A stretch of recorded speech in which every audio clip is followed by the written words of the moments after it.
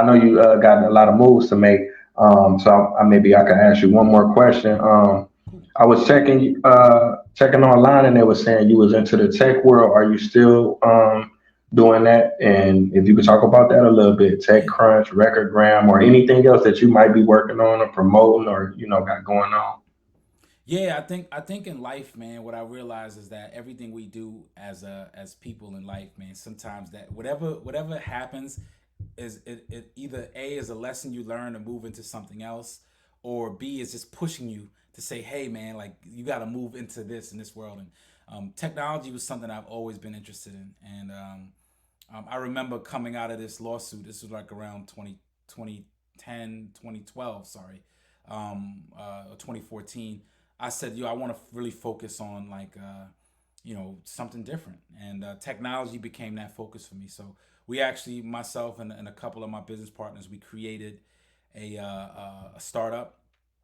We went through that whole ring of learning everything in regard to it. And it was music-based startup. So we bootstrapped, which means that we took money out of our own pockets to actually finance it and see it through. And we ended up going as far as creating the product, getting funded for it, and then eventually winning startup of the year by with TechCrunch Disrupt, which is like a really highly coveted award for most startups. So yeah, I mean it's basically equivalent to winning like a championship in the NBA.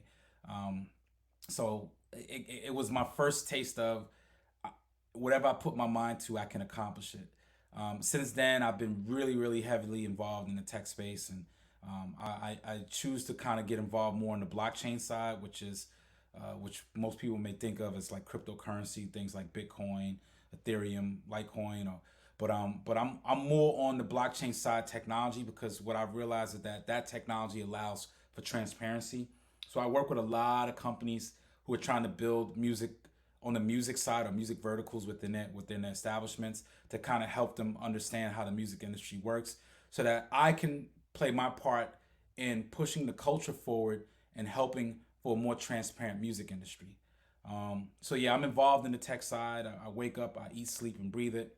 More than anything, I actually during the pandemic became a father for the first time. So I spent a lot of my time really just with my son, more than anything. But yeah, I mean, there's so many things that I've ventured into as an entrepreneur that I could be happy enough to say that I'm proud of myself for just not being what they call a one trick pony. I love music and I love the music industry, and I'm still involved in it heavily, but from a different perspective and a different lens. That's what's up, King. Congratulations.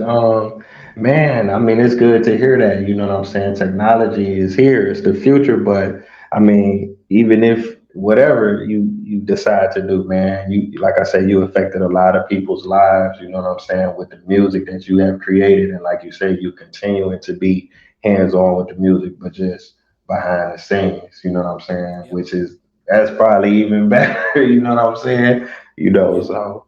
And one of the things I like to say too, I Mhm. know before we get out of here, is that I'm also very open to trying to as much as I can within reason, right? Like trying to give as much information out to artists as possible.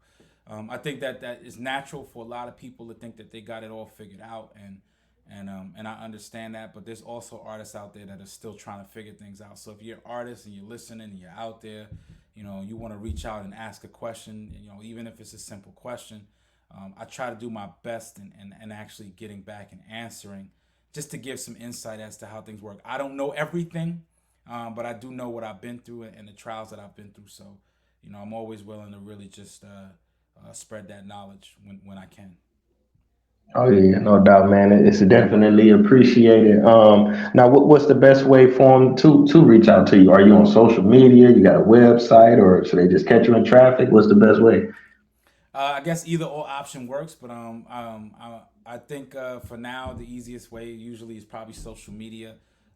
Most of my handles are at Mims Life.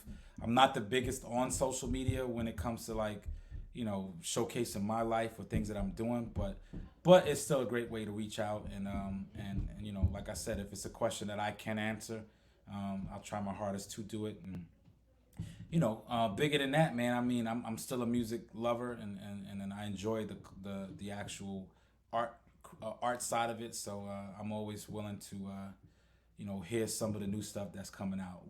Whoever's up next. Okay. So yeah, I want to thank the viewers for tuning in. It's been a phenomenal episode, man. Like I say again, thank you for taking out the time to even come on the platform. It's definitely an honor. So until next time, Taye Speaks. Peace.